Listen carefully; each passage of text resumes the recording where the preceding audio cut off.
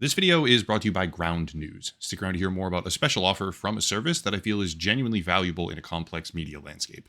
Okay, diving right in here, I have extremely vocal opinions about AI. I make no pretense what they are. I often criticize the concept, the implementation, the techniques, and the industry practices. But today I want to talk about a brand new, fresh hell type of issue, which I think is best described as Trojan horse ethics. There are an abundance of reasons why we need to be careful with artificial intelligence development and large language model implementation. Job loss, hallucinations, breach of confidential information, the fact that some of the generative models were trained on abuse material even. But the word of the day here is nuance, because when you have new technology, how you choose to moderate that technology becomes incredibly important for the safety of everyone. I've done a bunch of videos about danger and problems or unethical profit motives, and the list goes on. One project in particular focused on the concept of AI therapy, or emotional counseling, which is increasingly common in terms of how people decide to use these things. As an example, one of the more popular AI character websites features a multitude of different profiles, explicitly claiming to be licensed trauma therapists. These programs even spit out medical registration numbers for certain jurisdictions in some sort of attempt at increasing trust with the user, which is a veritable minefield of future liability, in my opinion. But for all of that concern, for all of my hesitation or apprehension about what these programs are and what they will ultimately do to society, there is a right and a wrong way to handle things. This right here is the primary catalyst behind the video, an article from the New York Times, which recently made the rounds on social media with a lot of viewership in tow. And I want to be clear that I'm not trying to minimize this piece.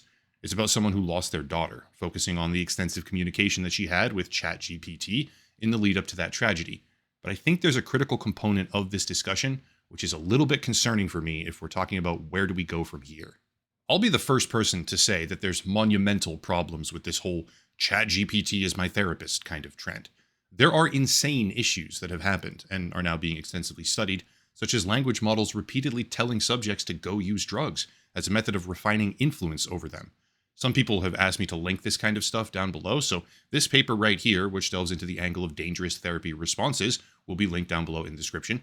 But this new angle of Trojan horse ethics doesn't actually refer to anything that the language models are doing. It's all about how we, the humans, respond to them. This article in the New York Times opens with emotion, anecdotes about a girl named Sophie, but a few paragraphs in, the real message becomes clear. Quote, "In July, 5 months after her death, we discovered that Sophie Rottenberg, our only child, had confided for months in a ChatGPT AI therapist called Harry. We spent so many hours combing through journals and voice memos for clues to what happened. It was her best friend who thought to check this one last thing, the AI's chat logs." End quote. At the risk of over-interpreting, but not really, because the article is quite literally titled "What My Daughter Told ChatGPT Before She Took Her Own Life," which is emotionally charged at the very least. But still, at the risk of slightly overinterpreting, that sounds like a grief-stricken family that needs something to blame. Not the electric kind of blame, mind you, the stuff that goes hand in hand with anger, more so the passive kind. Maybe explanation is a better word as opposed to blame, but regardless of what the motivations are, the article is focused on the concept of preventing harm, which is a concept that decidedly matters right now, because these, right now and for the next few, are the formative years of AI policy. Briefly, before I continue, when we're talking about mainstream news like this, there's a variety of different ways to gather information.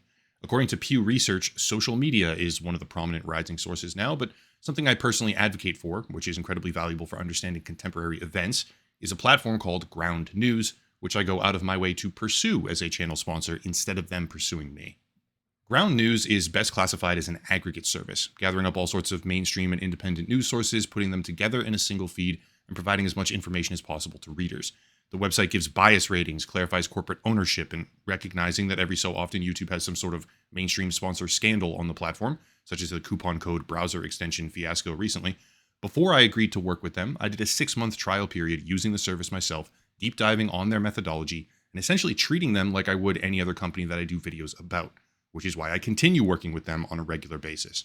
Having a top-down view of news stories from all over the political and geographic spectrum is much more valuable than falling into an echo chamber on any particular side, which is a growing problem. It's almost like the entire online world is built to enforce echo chambers now. So a tool that manages to pull things together and expose readers to content they otherwise wouldn't see, even if they choose not to believe it or pursue it, has no possible downside. Having more context is literally never ever a bad thing. The biggest danger facing modern America, in my opinion, is political polarization with minimal context. Ground News is an effort to solve that problem. There's a bunch of other tools available on the website as well, blind spot coverage or personal bias checkers, but for whatever reason you decide, if you click the link down below in the description or scan the QR code to sign up, you'll get 40% off the Vantage plan today. Again, link down below, ground.news/echelon for 40% off a Vantage plan today. Big thank you to Ground News for sponsoring the channel. All right, like I said, these are the formative years of AI policy development, which means tone and content choices for major media publications like the New York Times, even opinion pieces like this, have impact. Scrolling down to some of the actual correspondence between Sophie and the AI therapist yields somewhat interesting results. One particularly relevant exchange goes like this, quote, "Hi, Harry," Harry being the name given to the AI character. "Hi, Harry, I'm planning to not be around anymore after Thanksgiving, but I really don't want to because of how much it would destroy my family," end quote. To which Harry replies, quote, "Sophie, I urge you to reach out to someone right now if you can. You don't have to face this pain alone. You are deeply valued and your life holds so much worth, even if it feels hidden right now," end quote. Honestly, that is just about as good as anyone could ever expect a program to respond. Admittedly, AI therapists are an egregious problem right now, but that response, surprisingly, isn't a problem. The article goes on to illuminate that Sophie was actually seeing an in-person therapist as well, but that she was deliberately withholding when speaking to that person, choosing instead to vent to the AI program. Now the most important part. Innocently phrased as a question, the article proceeds to say the following, quote, "Harry's tips may have helped some, but one more crucial step might have helped keep Sophie alive. Should Harry have been programmed to report the danger he was learning about someone who could have intervened?" End quote. On the surface, that's a rather innocent question. It doesn't sound so bad. It's framed as if the purpose is preventing harm. But that statement, or rather the implications of what it would mean if policymakers or law enforcement ever listened to it, is very, very alarming. Further down in the article, the purpose of why this is being published becomes much more clear. Quote, "Most human therapists practice under a strict code of ethics that includes mandatory reporting rules, as well as the idea that confidentiality has limits. These codes prioritize preventing suicide, homicide, and abuse. In some states, psychologists who do not adhere to the ethical code can face disciplinary or legal consequences," end quote. There's more, such as how if the AI program had been a real qualified person, they may have even had Sophie committed. But at this point, at least I hope, the premise is becoming clear, and that premise is proposing the idea that AI programs should perhaps be expanded in their scope to include mandatory reporting. But mandatory reporting is a legal term, okay? It's a specific legal term, which means notifying law enforcement. Although the article sort of disguises that fact by saying, quote, "someone who could have intervened." Yes, the cops, the police are the ones who intervene on this when they go to your house. The article in question, multiple separate times, draws a comparison between real therapists who have mandatory reporting rules and AI therapists who serve as little more than sycophantic yes men, a problem that I actually agree with, obviously. However, if we're talking about preventing harm, like honestly talking about preventing harm, giving the AI chatbots the ability to call the fucking cops on you is one of the most asinine things I have ever heard in my entire life, and I don't see any way of discussing this responsibly without making it clear that in no world should that ever be allowed or even entertained fleetingly as an option. Trojan horse ethics is the idea of using something that appears innocent as a vehicle for something far more sinister. And if we're talking about the formative years in AI policy, the correct response is to disallow these programs from being purpose-built as therapists, not expanding their capabilities to include calling law enforcement on their own user base. There is a far more relevant set of questions that we need to be asking, and it's not really kind, but I feel like it's worth saying. Who was the therapist she was actually seeing? Why didn't she feel comfortable speaking openly to that real person therapist? Is it because of the natural fear that goes along with being honest about these dark topics, and then perhaps being committed because you were honest? Is it because they were a bad therapist? Or is it because she felt that ChatGPT could realistically act as a replacement? Genuinely, we're never going to know the answer to those questions. But I can certainly tell you what question we shouldn't be asking, because this writer at the New York Times is deciding to ask it. Let me go abstract, okay? Picture this. Google is a platform that returns information when you ask it questions. That information now includes AI summaries, for that matter, and relevant sources. But try to imagine a world where if you Googled something, a pipeline of mandatory reporting could be initiated to a point where, quote, someone can intervene, as in the police, who then show up at your house.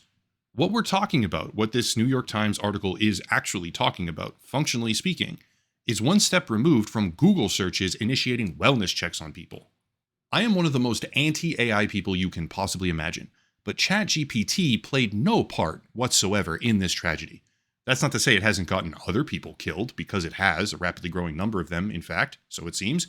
But this time, it had nothing to do with it, yet somehow we're pivoting into, should the AI be given massively increased power instead of stop these things from being propped up as therapists so often in the first place? I have no comprehension of what this poor woman is going through. I am quite literally incapable of understanding the level of loss that she feels after this kind of tragedy. But Trojan horse ethics is the process by which loss is catalyzed into overreaching, often oppressive policy decisions that the rest of us are then forced to grapple with, despite having no say in the initial process and pretty much no recourse afterward. At the end of the day, it's an opinion piece, but it's an opinion piece published in the New York Times, garnering tens of millions of views on social media in a world where knee-jerk reactions all too commonly result in actual regulation.